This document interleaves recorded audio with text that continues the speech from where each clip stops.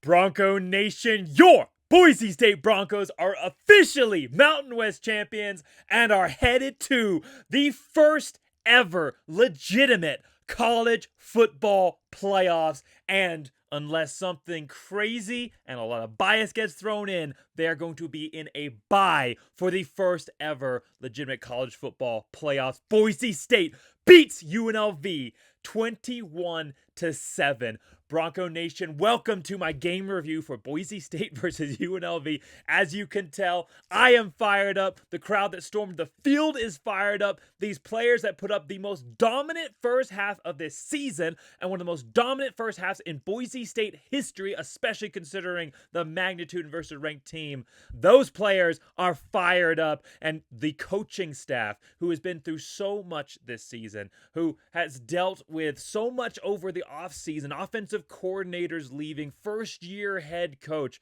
a controversial quarterback battle, issues with Boise State's defense throughout the season, so many injuries that in almost any other year we have seen them cripple the Boise State Broncos. This year, this coaching staff, these players, and supported by the greatest fan base in college football, pushed Boise State through and into the college football playoffs. We still have to wait to find out if it's a fourth round bye or a third round bye. I mean, that is on the card. That's on the table. Clemson wins that game. It's close. Then they could potentially be into the third round bye. So I think most of us are secretly kind of hoping for that fourth round bye, the Fiesta Bowl, the place where Boise State was born as a program. 3 wins. That's our home away from home. It'd be basically another home game for Boise State. Fans would travel down in mass. They'll go to any game, but I think most of us are secretly hoping for that. But we will wait. We will find out. This is going to be a great week for Boise State fans as we wait to find out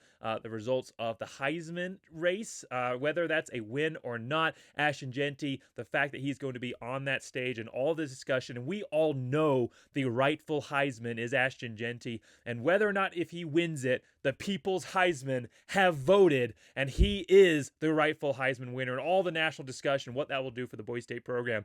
But then obviously leading up to finding out where Boise State will stand in that playoff field. I'm going to review the game today. I'm going to go through the offense, the defense, the special teams. We'll look at how Boise State performed. We'll grade each of those areas. We'll look at maybe some things they can build on for the playoffs, a little bit of a preview in that nature. We'll look at the 3 keys to the game. But this is not the only review of this game or the season that I'm going to be doing. I'm going to be having on Monday, so in a couple of days here, few days, it's Friday, but a few days here, I'm going to be having Boise State legend Richie Brockle is going to come on the channel, and we are going to look back on this amazing season for Boise State. We're going to talk about his incredible career at Boise as well. Boise State restoring the golden age. We're going to look back on that first golden age and also what this season has meant. So make sure you like, subscribe, stick around. Let me know your comments in this for this review, your own thoughts on this game and on this season. In some ways, a very unlikely season, but we are standing here at 12-1. I can't believe I get to say that again as a Boise State fan. 12-1, top 10 in the country and headed to the playoffs. To look back just real quick before we get into the actual review itself, obviously the score prediction challenge, and we were all off. We really were. Some people were predicting a close game, which is kind of what we ended up seeing there in that second half. Some people were predicting a blowout, but nobody really was predicting a low-scoring affair. Even the games that were close were still both teams putting up 20-plus points. My preview, I was predicting a 14-point win, but it was going to be a 41-27 point win. So I'm not going to take credit for that. I will take credit for predicting the win, but not for the score prediction. However, there was one person, and it's amazing, so many comments on every video. The odds are someone's going to get pretty close. And this week, Dr. Mother Fauci, that's the call sign there on for the closest score prediction, Dr. Mother Fauci, 17-10. I mean, everything given there. 3 points off of UNLV's score. Was that 4 points off of Boise State's? Really, really solid. I mean, solid prediction right there. And he also added the note, score prediction too high, referring to mine. He was right. So, fantastic job. I can't wait to see Bronco Nation score predictions on the playoff preview video. I'm just overwhelmed right now. I know Bronco Nation as a whole is. I am struggling to keep my emotions in check right now. It is insane that I get to preview, that we get to watch Boise State go and play in the college football playoffs, and not just as a, well, we had to give you a team in, this is the consolation prize for the group of 5. No, Boise State is a top 10 program. They have fully earned this, and they are going to be in a favorable position. They're not going to be playing as Paul Feinbaum liked to say, a sacrificial lamb type of performance. They are going to be playing a game where they have a favorable matchup. This is not going to be them playing like the number 1 team or the fourth highest rated team just outside of the top 4 conference champions. I mean, they are going to be playing a team that they can legitimately beat. I can't wait to see who it is, and I can't wait to that preview. So enough talking about next week. Let's look at this review. So Boise State on offense in this game, really tell 2 halves. I think you can say that for both offense and defense. The first half, this was a Boise State offense like we haven't seen this season. I mean, statistically, points-wise, we've seen similar performances,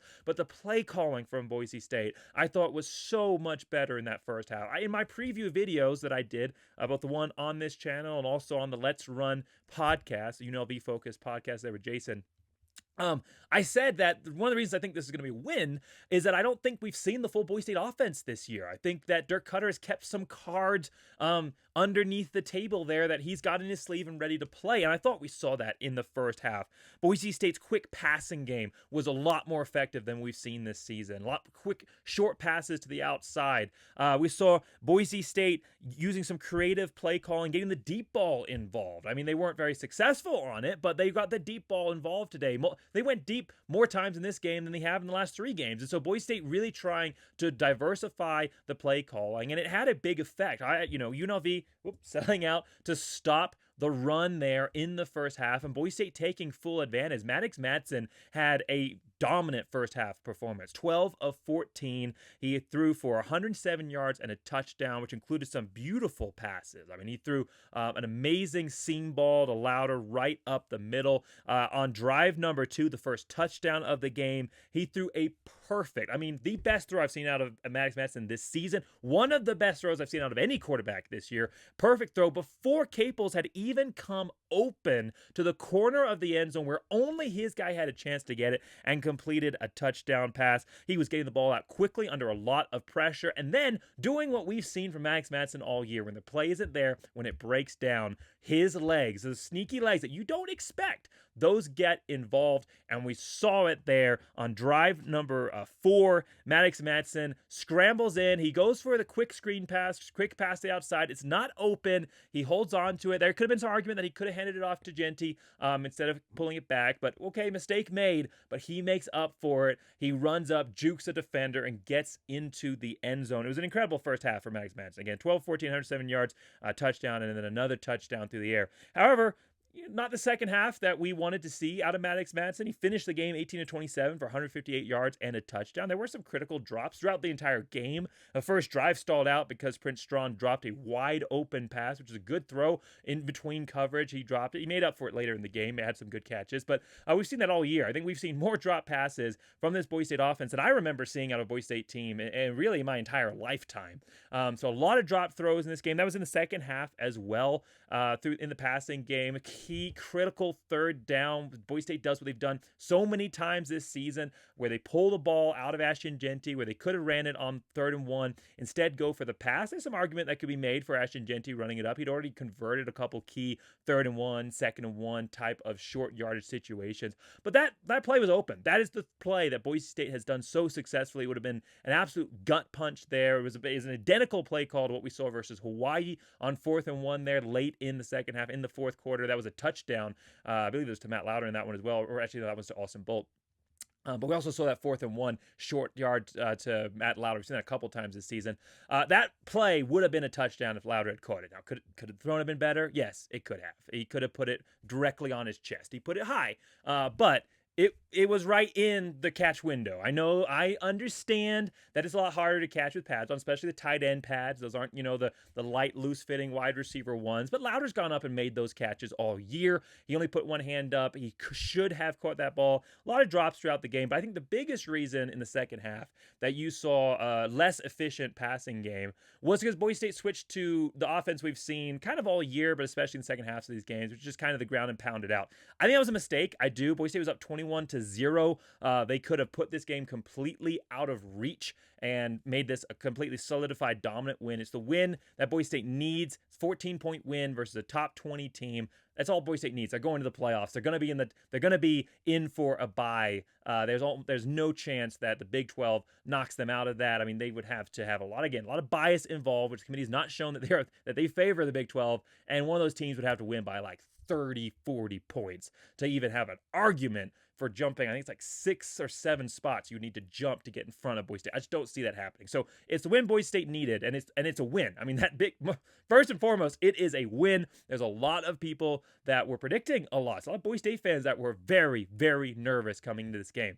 I wasn't, but I know a lot of fans certainly were. And Boise State gets the win. That's what matters most. But second half, Boise State's up 21-0. Ashton Jeanty's been mostly quiet so far. Now, I will say he hasn't been shut down.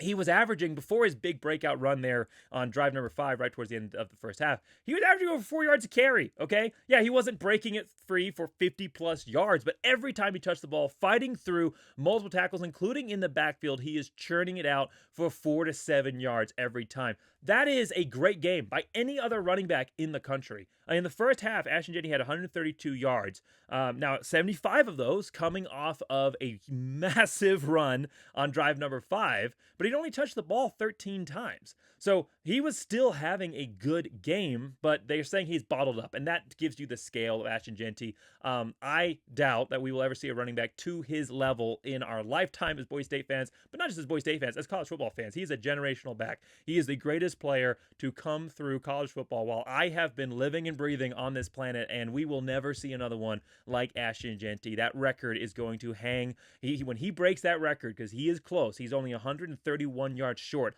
of breaking the all-time rushing record. When he breaks that record in the playoffs, I see there's no chance of any team holding him below 131. When he breaks that record, it will stand, I believe, for another 20, 30 plus years. I will be a very old man when we see a player to the same level as Ashton Jeanty. But that shows you the level of who Ashton Jeanty is. He's averaging over 4 yards a carry, and they say he's been bottled up. Well, he's not bottled up on drive number 5. Boise State is able to get the ball back. They force a punt. They force multiple punts there in the first half. And drive number 5, we'll talk about that defense here in a second, but they force a punt, and Boise State gets the ball back. And I think it was supposed to be an angling outside run. He breaks it inside instead, and he's off to the races. 75-yard Heisman moment. And that was the game at that point. UNLV was not going to come back. This was the most dominant first half for Boise State this entire season, and a huge part of it. We're going to talk about the defense here in a second, and those stats are definitely going to show you how dominant this was. But a huge part of that goes to Bronco Nation. They created the most hostile Mountain West Championship game environment for a visiting team in the history of the game. 36,663 fans in attendance. When Boise State won the Mountain West Championship game in 2014 and advanced to the New Year's Six, another very, very cold game, Boise State only had 28,000 people there. The job that Jeremiah Dickey has done transforming the stadium environment at Boise State, even when they were losing, to continue to get fan buy-in. And then at the perfect moment, when you have all the momentum going for Boise State as far as crowd surge, as far as the stadium environment and the shows and everything, that the entertainment center that Jeremiah Dickey and his team have made this stadium to be, you combine that at the perfect moment, was the best Boise State season that we have seen since the golden era. And the sky is the limit right now when it comes to expansion for this program. Boise State fans are so bought in, and it is only going to continue to rise. And so, incredible job. The most dominant first half that we've seen for Boise State, offensive, defensively combined. We'll talk about defense here in a moment. Second half, again, not that same. Boise State takes the foot off the pedal. They go back to kind of the traditional Boise State offense that we've seen for large portions of this season. A lot more of those just kind of grinding it out. There was very much a focus on just establishing Ashton Jeanty. The sense of urgency that we saw in the first half was there. And of course, you want to slow the ball game down. I'm not saying Boise State should have came out and just gone, no huddle all the way throughout, speed reads all the way throughout the rest of the game. I'm not saying that they should have done that. However, Boise State definitely not coming out with the creative spark that we saw in the first half. When they did throw the ball, it was either kind of just like a deep lob or just more of those very obvious passing down situations. Boise State would get a drive going. They'd have a few good runs. Jeanty's power in the second half was so impressive. Yeah, maybe he didn't have a 50-plus yard run, but I thought he ran better in the second half than the first half. The power of Ashton Jeanty's legs, breaking multiple tackles. I wrote down and circled power like 3 or 4 different times on these drives where he just runs through a player. Drive number 4 for Boise State in the second half. Woodard jumps on him after 2 yards, and he carries the best linebacker in the Mountain West, the best linebacker in the group of 5, carries him another 5 yards. This is a 7-yard gain when it should have been stopped at the line. Woodard is on his back. Ashton Jeanty in the Boise State offense, I thought, still played well in the second half, but obviously didn't score any points. And I think part of that was just taking the foot off the pedal, trying to slow the game down.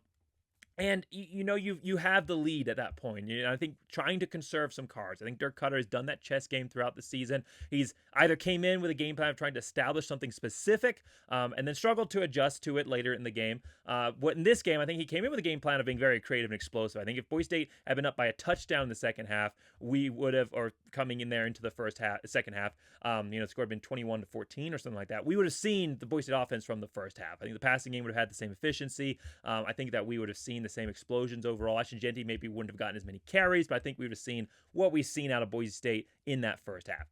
The fact that they were up by so many points, Boise State intentionally, I think, taking themselves out of the scoring options there by not being able to extend these drives just because they weren't being as creative and explosive. And I think part of that was intentional. So I'm not concerned. I really am not concerned about the second half. I don't think it was defensive adjustments by UNLV. I think it was just Dirk Cutter looking at the way that the game was and saying we can take a little bit of gas off. Still trying to win it, still trying to go out and score, not intentionally not being explosive, but definitely trying to switch more towards that primarily run-based offense that Boise State has seen throughout the entire season. Ashton Jeanty finishing this game 32 carries. So he only has 13 carries in the first half. Finishes the game with 32 carries. You see the shift in focus. Finishes the game 32 carries, 209 yards, 6.5 yard average, and a touchdown. Also adds 2 receptions for 14 yards. And I thought this was one of the most impressive performances from Ashton Jeanty this entire season. He definitely looks healthier than he has all year. He was powering through with players on his back. He was running guys over, and of course having the big explosive plays. Ashton Jeanty in a bye week versus some Power 4 team that's had to already get themselves beat up the week before. This is going to be a very, very scary Boise State offense for any team to stop. I think we'll see something similar to what we saw in the first half in the passing game, and the second half, the rushing performance. I think you'll see that all game for Boise State versus whoever they end up matching up against. So offensive performance overall for Boise State. First half, 246 yards. They finished the game with 373. They have 107 yards passing in the first half, but they have only 51 in the second half. Again, that switch in focus, and also a few drops and some overthrows. And Maddox Madsen gets lucky a couple times. There was one drive where he threw 2 balls into the hands of defenders. We've seen that throughout the season at times. We've kind of gone away from it. Haven't had a ton of near picks. That statistic that Maddox Madsen haters love to bring up. Well, I'll give you credit in that one, Maddox Madsen haters. Those were 2 definite picks that should have been dropped. The cold, and if he's not used to playing in this environment, not just the fan environment, but also the cold, that ended up being a factor. 2 drops right in the hands of defenders. The cold hands not able to hold on to them. So I'm going to say Max Madsen didn't have a perfect game. He could have thrown a better ball to Matt Lauder. Shouldn't have thrown those 2 near picks. But when I think what you saw out of Max Madsen, the determination, even the second half, when he's not playing well, he's still delivering balls at times when he is needed to, and getting balls away with pressure. He had a glitch throw where the defender is sacking him, and he throws a perfect throw to Caples, I believe it was on that throw. Perfect throw to Caples while taking the sack, and it's a first down, the 15-plus yard gain. So he's a fighter, and it was great to see how this Boise State program overall. Some other individual performances for the offense before we move on to defense. Matt Lauder leading again. That's been a trend this season. The tight ends were so involved in the passing game. Matt Lauder, 5 receptions for 62 yards. Caples, 2 receptions for 37 yards, had that big touchdown, obviously. Cam Camper getting more involved late in the second quarter and the second half. 4 receptions for 26 yards. Still struggling for Max Madsen to complete that deep pass to him. Hopefully we see a little bit of an improvement, maybe in a little bit warmer weather versus in the Fiesta Bowl, if that's where Boise State ends up playing. Arizona, obviously not playing, but that's where the Fiesta Bowl is. And then Strawn, 2 receptions for 18 yards. Ben Ford and Matt Wagner each getting a catch as well. So Boise State performance overall, going to give it a solid B+. I think that the first offensive performance. First half's A+ performance. Second half, taking the foot off the pedal. Definitely closer to a C+, B- type of situation there. Boise State wins this game 21-7.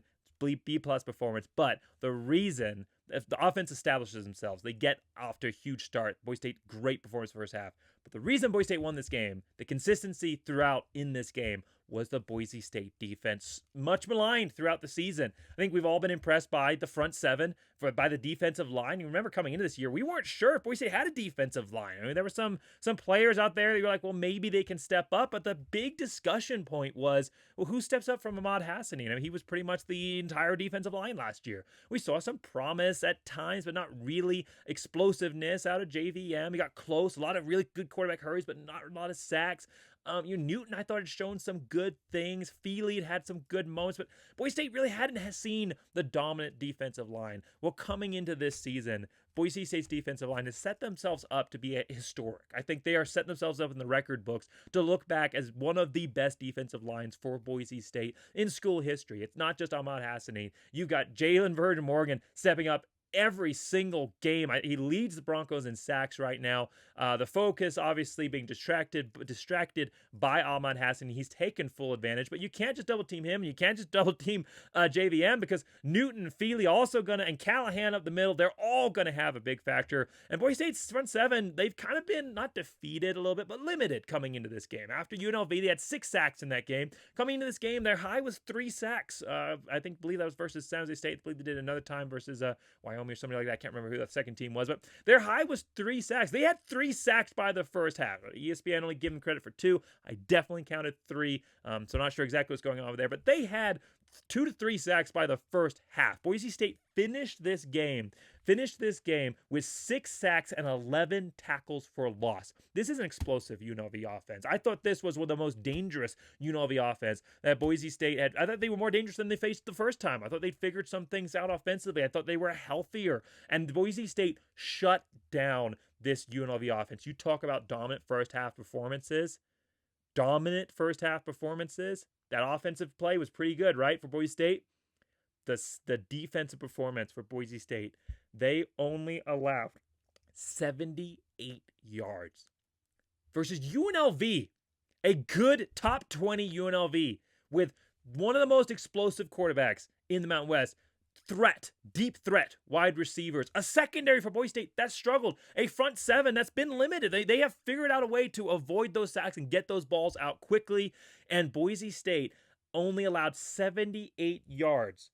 This is a UNLV team that averages over 200 yards rushing a game. They are a threat on the ground. Boise State held them to 12 yards rushing. 12 yards! This isn't Portland State. This isn't some lower level Mountain West school that can't get their act together like San Diego State. This is one of the best. I mean, second, I'm pretty sure, to only Boise State in the Mountain West in rushing, and they held them to 12 yards. A big part of that was there was just nowhere to go in the passing game. There was nowhere to go. They were forced to the ground. There was nothing to open up. There's a lot of confidence there in the secondary. The secondary was winning. The secondary players were winning their one-on-one battles on the islands, and Boise State was able to keep a lot of guys down in the box. They were able to keep their nickels down to stop the run. They were able to keep a spy, and Benefield was playing spy quite a lot throughout this game. You didn't have to have those deep safeties because Boise State shut it down because of the incredible individual performance from the Boise State secondary in this game. 66 yards passing in the first half, 12 yards rushing. Boise State's corners played, and throughout the entire game, played incredible. First half, though, amazing game. We have complained all year about the corners not turning the heads around, about getting beat deep, about being out of position. Boise State defeated every single one of those criticisms, legitimate criticisms, in this game. And Damari Warren has definitely been under fire this year for his coaching. Fair or not, I think there was a case there. But he has definitely stepped up and he had a coaching clinic. He has made a strong, solid case for maintaining his job. I know that's been a struggle all year, but when Boise State needed it the most against this isn't like a team that just doesn't know how to throw the ball, doesn't have the playmakers. They have the playmakers. And Boise State's defense shut them down. Jeremiah Irby had a couple of great swataways, and he had an interception, turns his head around, drive number 5 on a deep ball. The kind of throw row that we've seen completed against Boise State secondary plays. San Jose State all over the place. Even Wyoming. Boise State secondary took a step forward versus Oregon State. They fixed a lot of things, and they have solidified themselves in this matchup. If Boise State's defense plays the way that they did, that secondary performance, that wasn't just them stepping up. That wasn't them just not being a weak spot. Boise State secondary won this game for Boise State. If they play this way in the playoffs, combined with what we've seen out of Boise State's offense so far this season and their potential throughout, especially in the passing game, the options Boise State has available to them there with the focus on Ashton Jeanty, this is a Boise State team that's going to make a very deep run. This secondary performance was incredible. Again, Benefield doing a great job of stopping that run. Hodge had nowhere to go. Hodge Malik Williams, he had nowhere to go in this game. Boise State fans, and certainly I believe the team, I mean, it definitely showed on the field, took it personal that he didn't know where Boise State was. I had a discussion with Jason on the Let's Run podcast. He believed those comments were somewhat taken out of context, blown up in a way that they weren't intended. Fair enough. But whether they were intended that way or not, you gave Boise State some locker room material, and they made sure Hodge is going to remember the blue, and more specifically, the feel of the blue. 6 sacks in this game. The best part, whenever he was sacked, the big board would play a video of a map of America, and then it would zoom in on Boise State and then give the coordinates of the stadium while it showed the replay of him getting sacked. Oh my goodness. What a defensive performance for Boise State. The front 7, the sacks, and then the secondary overall. I mean, multiple drives stopped there in the first half. First half dominant performance. UNLV never had a chance. Closest they ever got was after a terrible call. Terrible referee call. Clearly incomplete pass. UNLV, the referees do not blow down. No challenge flag thrown from Boise State, but referees give it time and they let the play go on. Clearly an incomplete pass, and they let it go on. At the very least, deserving of a challenge, and certainly on replay appearing incomplete. But they let the play go, and they never replayed it. And UNLV continues that drive. They get within scoring distance, about 47 yards out. But guess what? Ball doesn't lie. And when UNLV kicked their field goal, it bounces off the bottom of the upright. And just the most beautiful sound I've ever heard. I think I'm going to try and make it my ringtone potentially. The field goal is missed. Boise State's defense in that first half is dominant. They've stopped pretty much everything. A big part of that is the corners stepping up. Some huge tackles. Shea Oladipo, he has 2 sacks. I think he was only credited for 1, but he definitely had 2 sacks on the quarterback there in the first half. I think that's where the 3rd sack went away. He's playing big. Ty Benefield is playing big. Obviously, Irby is stepping up. Boise State's defense overall, they're swarming to the ball. JVM gets his sack in that first half. It's a massive dominant performance in the first half. Big part of that, I said UNLV was not ready for this game. And what I meant by that is I didn't mean that they weren't a good team or that they weren't going to have a good game plan or they weren't going to be prepared. But I said they weren't ready for this environment. They were not ready for a game on the blue. I know they've been great on the road, but they have not played in an environment like Boise State. This is an environment like almost nothing in college football. There are a few other stadiums out there that compare to Boise State. Obviously, you have the psychological effect of the blue, which I think is somewhat overplayed. But more than that, the way that the stadium is designed and the passion and energy of Bronco Nation is truly unmatched. I mean, it is up there in the top echelons. There's a reason Boise State's won so many games, and it's not because they've just played a bunch of nobodies.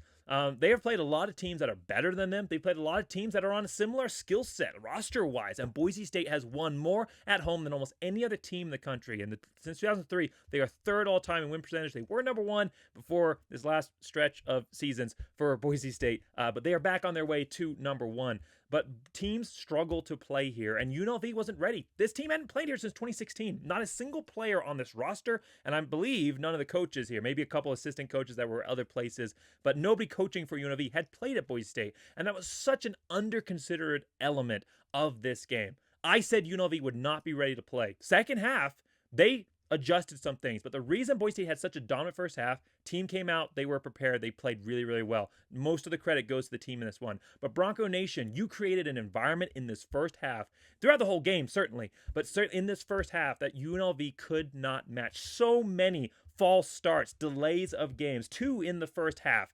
holding calls. When UNLV, they drive down and they're in the red zone and they get a false start on them. We saw that in the second half. You created an unmatched stadium environment that UNLV was not ready for. They adjusted. They made some adjustments. They settled in. They figured some things out, and they were able to deal with the Boise State home advantage a little bit better in the second half. But the part of the reason we just witnessed one of the most dominant first halves in school history, and certainly this season, is because of you, Bronco Nation, selling out the blue in a freezing, foggy night in Boise, and you created the perfect storm for Boise State to come out here and win this game. And that first half, that offensive performance for Boise State, but certainly that defensive performance for Boise State, that won this game. Now, second half, UNLV has a chance to come back. They play a lot better. I said that they had only 78 yards in this game in the first half. Well, they finished the game with 327. A lot of that on the ground. Boise State held UNLV to 12 yards in the first half. In the second half, they had 205. So they got to their average, or just around their average in yards rushing there in the second half. But that's because a lot of it was Boise State was playing back in coverage. There was also, though, some fierce determination from UNLV. They had some opportunities in this game. It wasn't the complete shutdown performance of the first half. But you know what it was? It's what we've seen all season long. It was the bend but don't break. Give up some big plays. Give up a touchdown there early on in that first half for Boise. Not first half.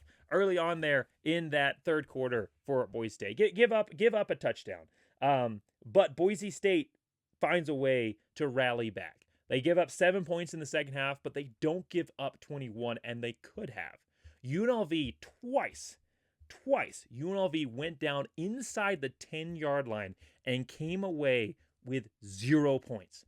One of those was on an 87-yard run. Right up the middle. Whatever the play design was defensively, it was a broken coverage type of situation. Right up the middle. They are gone. But Shea Oladipo could have given up on that play. He wasn't in position per se. He was off to the side. He was behind the running back. And Shea Oladipo, in the play of the game, runs down the running back 87 yards and tackles him short of the goal line. 87 yards. I mean, the stick-to-itiveness, of course, is a term that's thrown around in college football, but the stick-to-itiveness, the don't-quit mentality to run down a running back who looks like he is gone. And you say, okay, we're going to run him down and tackle him, but they're going to punch it in a couple plays later. They're right there. Well, Bronco Nation, Shea Oladipo stands up. Bronco Nation stands up. They get a false start. They get a 5-yard play. Shea Oladipo runs him down 87 yards, and then they get a delay of game. That's what it was, delay of game. So Bronco Nation doesn't quit. Shea Oladipo, he could have quit there. It could have been taken out of the game. Bronco Nation, huge momentum run. They could have been muted. They weren't. They came back loud. They came back passionate. Shea Oladipo stops him short of the goal line. They get a 5-yard penalty, and then Boise State steps up. Notarani comes up with a huge sack, and then Boise State, I'm looking at the wrong, but yeah. So Notarani comes up with a huge sack, and then Marin McCoy stops a great play, and Boise State forces a 4-and-out. A 4-and-out. Boise State could have gone down at that point and been down 21-7. UNLV was able to push it in on the next drive. I mean, at that point, you're down by a touchdown, and Boise State stops it. But that wasn't the only time. UNLV drives again into the red zone. This time, it's the fourth quarter. They drive into the red zone. Boise State gives up a lot of big plays. Hodge has a big run off the option. Has 2 first downs off the option there on that drive. Hassanin misses a huge sack. It would have been like negative 10 yards. And again, Hodge is able to run it back up and get close to a 3rd and 7 type of situation. And then he ends up completing it on the first down off of the option play. But then Boise State stands up big again. So again, a lot of momentum going against you in that point. They're building. UNLV has all of the drive. They need this. They need to go down and score. Boise State still in a little bit of position where you're still up by 2 scores. You allow one, okay. So Boise State could have played it a little bit conservative, but they don't. Bronco Nation stands up and forces a false start. And then Feely gets a negative 4 yards on the running back. Jaden Version Morgan gets a sack. And then pressure forces an incompletion on 4th and 21. Rodney Robinson coming in, forcing the Irby throw. And then Irby, again, a player who has been criticized at times by being out of position. He's not on this play. He was not in this game. And he's in perfect position. Rodney Robinson forces the high early throw. Irby, it would have had to have been a perfect pass. It's not. Irby's in good position. 4th and 21 forces that turnover. 3 separate times UNLV drove within scoring distance, and 3 separate times they came away with 0 points. 3 separate times. 2 inside the 10, 1 inside of field goal range. This game for UNLV, it could have been 24-21. And Boise State's defense stands up and forces 17 points off of the board. This was an amazing performance. Banks played really well. He was hobbled there towards the back end of the game. Hopefully he's okay. But he was in perfect position throughout. I mean, UNLV goes deep there in the 3rd quarter. They try to throw deep on Banks, and Banks is just in the perfect spot.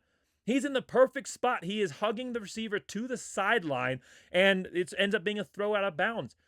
UNLV did not complete a single true deep ball against this Boise State defense all game long, and that is a massive accomplishment.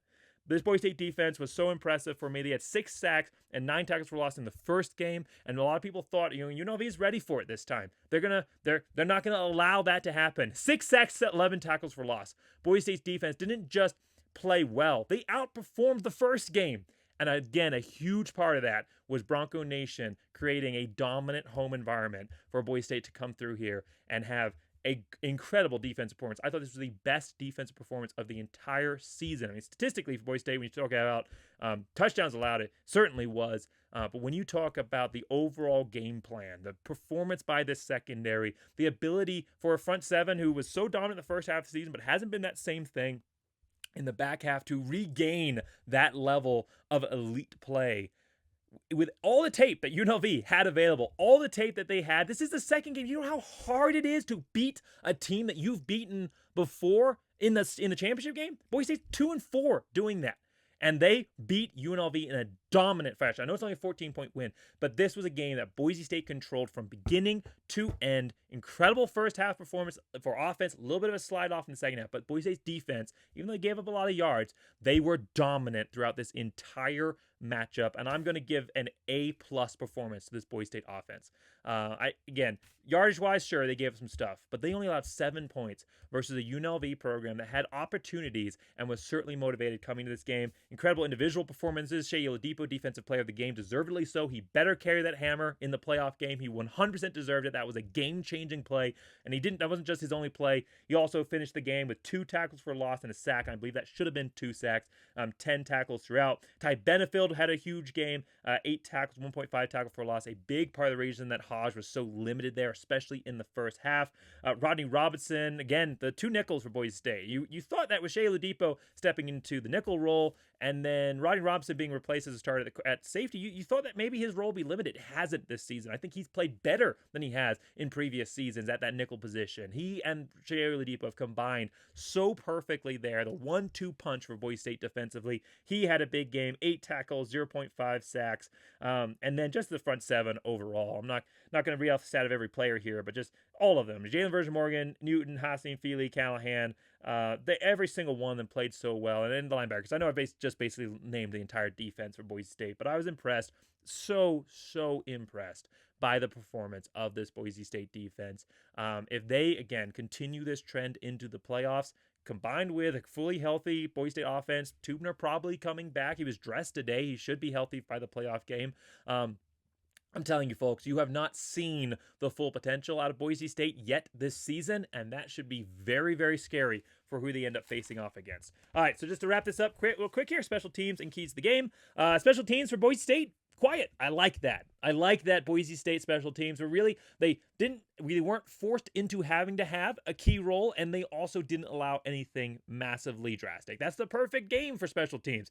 It's great when you get to see your kicker go out and nail a 50-yarder and win on a field goal, but you don't want that. You want the offense to convert these in touchdowns. It would have been nice to Boise State get a few extra yards, avoid some sacks. They did have one sack there from Maddox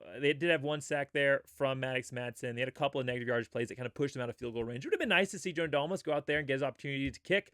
Unfortunately, it looks like he's probably going to end up short of the record books this year for most kicks made by a field goal kicker all time, just because Boise State just hasn't needed to kick that much this season. But you also like the fact that it's a quiet game from the special teams. Boise State special teams did nothing to lose this game, and when they were called upon, they played well. James Ferguson Reynolds forced into a lot of short punts today, so it wasn't net leg strength issues. It was just Boise State kicking a lot from like the 50-yard line. 7 punts for 39.6 yard average, 3 inside the 20. Strong game for him as always. Jonah Dalmas missed no extra points. He made a tackle on special teams, long run back by UNLV, their only true big special teams moment. And Jonah Dalmas went down and made a tackle. You'll have to see your kicker go down and make the big play. I thought it was a solid performance. Again, nothing record-breaking or massive, but solid performance out of special teams overall. Cooper Jones had a nice play, broke a tackle, skirted up that sideline for a 6-yard gain. And, nothing is going to make a highlight reel, but a solid play for him. He's played really well this year. Good pressure, forcing some short punts from UNLV. Really, again, only that one long kick return. But UNLV against a very explosive kick punt returner in DeJesus. He had a long of 9.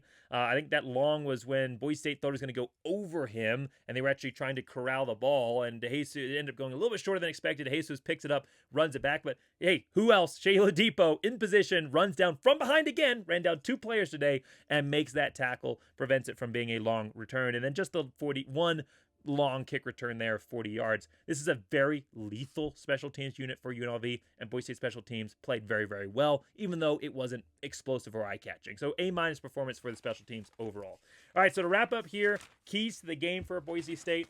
Key number 1 was Maddox Madsen's legs. They need to be a factor, and they need to be utilized. I don't think they were an intentional part of the game plan. His runs were mostly out of the scramble. We didn't see any kind of real option plays from him. Play action, sure, but no true option runs.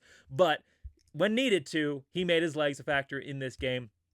That scramble for a touchdown was huge. I'm going to give this a B. It wasn't like it was intentional use of his legs, but they were a factor. We knew they were going to be a factor, and they were in this matchup. Ball security, B+. Boise State had no fumbles in this game. They definitely looked like they were preserving and being intentional about that. Even at one point there in the second half, I believe it's Penry is getting the kick return, and he just takes the fair catch. He could have attempted a run back. He probably would have gotten 20, 25 yards, maybe more, but Boise State didn't need that at that point. They just needed to maintain possession of the ball and let the offense do what the offense has done all season. Let them be explosive, avoid the turnovers. Boise State struggled in the special teams area, and they avoided that in this one. Now, it's not an A+, because Maddox Madsen threw 2 balls right into the hands of defenders. One downside, negative moment in the game. Definitely overcame it. Definitely his overall performance was strong, but definitely a couple of negative moments. So it's not going to be an A+, but we'll give it a B+ performance overall for ball security.